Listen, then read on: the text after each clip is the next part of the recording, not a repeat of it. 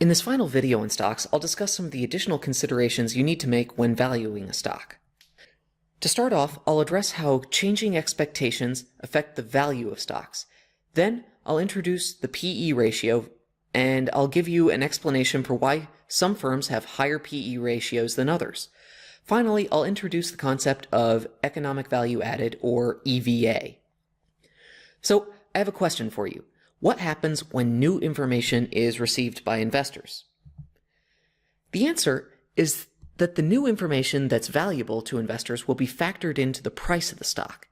Any new information that allows investors to update their expectations of future cash flows or discount rates will cause the price of the stock to change. For example, on February 14th of 2019, AstraZeneca announced its quarterly revenue and earnings had beaten investor expectations. So let's take a look at this.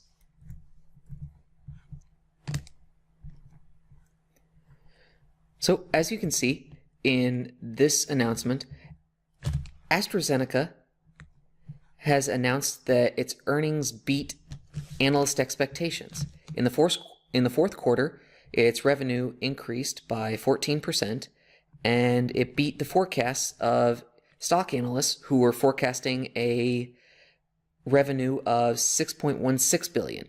So they actually had sales revenue of $6.42 billion. So this beating of expectations, typically when we see something like this means that stock analysts who are analyzing the value of this stock are going to update their expectations about the future prospects of the company's future cash flows. What ends up happening inevitably is that these analysts will end up increasing the expected future cash flows of this firm. So if we go over to, let's say, Yahoo Finance,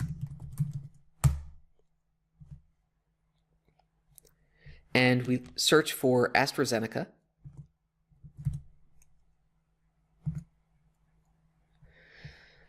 and we take a look at its share price over the last 5 days or month or so, what you can see is,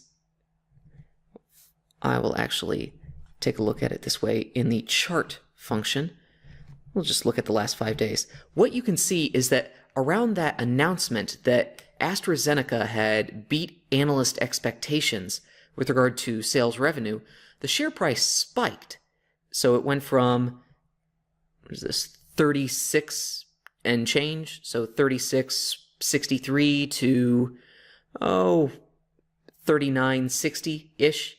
So this is something that we frequently see when companies report their quarterly earnings and those earnings either beat or, in the opposite case, underperform analyst expectations. Analysts and investors will update their valuation of that company's stock, and the price will adjust based on that new information. Now, let's talk about the PE ratio and why it's important for stock valuation.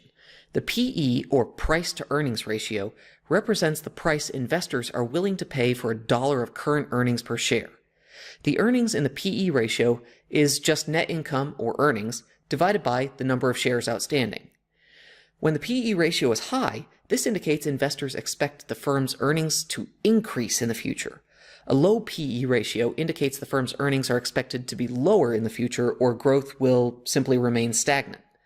Let's take a look at a couple of examples. I'm going to compare the PE ratios of 3 firms in Yahoo Finance: Amazon, Ford, and GE. So let's go back to Yahoo Finance. First, I'll search for Amazon, AMZN, and here they are. And if we go over to their statistics, we'll be able to find their 2 PE ratios that we care about. Their trailing PE ratio, which is the price right now divided by historical earnings per share, or the earnings per share over the previous year. The forward PE ratio is the PE ratio where we have price in the numerator and being divided by expected future earnings per share. So the earnings per share that the firm is expected to have over the next year. So what you can see is that the trailing PE ratio, which I'll use in our examples, is 79.84. This is fairly high for a company. It indicates that investors are willing to pay $79.84 for every dollar per share of earnings. Now, if I go over to, let's say, Ford, you'll see something a little different. So here, Ford's trailing PE ratio is 9.28. It's a lot lower. Now, something that we frequently say here is that investors who are looking at this trailing PE ratio of 9.28 and deciding whether or not to buy, we would typically say that this trailing PE ratio indicates that investors don't expect Ford to have very good growth prospects going forward. In other words, they're only willing to pay $9.28 for each dollar per share of earnings. The reason for this is because investors don't believe that Ford has very good growth prospects and its earnings per share are not going to grow significantly over the next couple of years. Now finally, let's take a look at GE, General Electric. And what you can see here is for the trailing PE ratio, they actually have NA. Now this is something that we see a lot of the time, and the reason we see it is because GE's earnings per share over the past quarter or year have been negative. One thing I need to emphasize here is that we never report a negative PE ratio. Normally, what we do is we just put a line there, or we just refer to it as NA.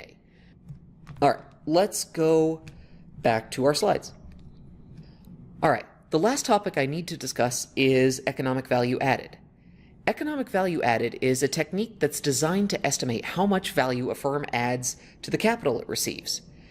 We take the after-tax income, which is calculated as earnings before taxes multiplied by the quantity of 1 minus our tax rate, and subtract the product of the average cost of funds and the total invested capital. What we're left with is a value that reflects the dollar value added by the firm or its management to the debt it borrowed and the stock it issued. An EVA of 0 indicates that a firm hasn't added any value to the capital it's raised. A positive EVA indicates the firm was able to add a positive amount of value. Now sometimes, just as a side note, we refer to that quantity of EBIT times 1 minus T as the net operating profit after taxes, or NOPAT, or NOPAT. Now, let's take a look at a very quick example. In this example, we have a firm with an earnings before interest and taxes, or EBIT, of $15 million. The firm raised $60 million in capital by issuing debt and equity. Now, the firm's marginal tax rate is 40%. We also know the average cost of funds, otherwise known as the weighted average cost of capital, which we'll talk about in a later lecture, is 7%. To calculate the EVA, we multiply our EBIT of $15 million by the quantity of 1 minus T, or 1 minus 0.4. We then multiply the quantity of 0.07, which represents the average cost of funds, by the $60 million the firm raised. We find that the firm has an EVA of $4.8 million. This number represents the value added by the firm to the capital it raised, to the debt it raised, to the equity it raised. It indicates that the firm was able to increase the value of that capital by $4.8 million. The larger this number is, the more efficient the firm is at converting its capital to profit. Now let's summarize what we just covered. First, I showed you how changes in new information affect the share price of a stock. Next, I discussed why the PE ratio is so important to investors as a measure of firm growth expectations. Finally, we discussed the concept behind economic value added.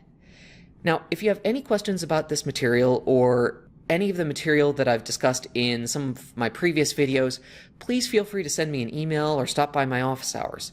Until next time.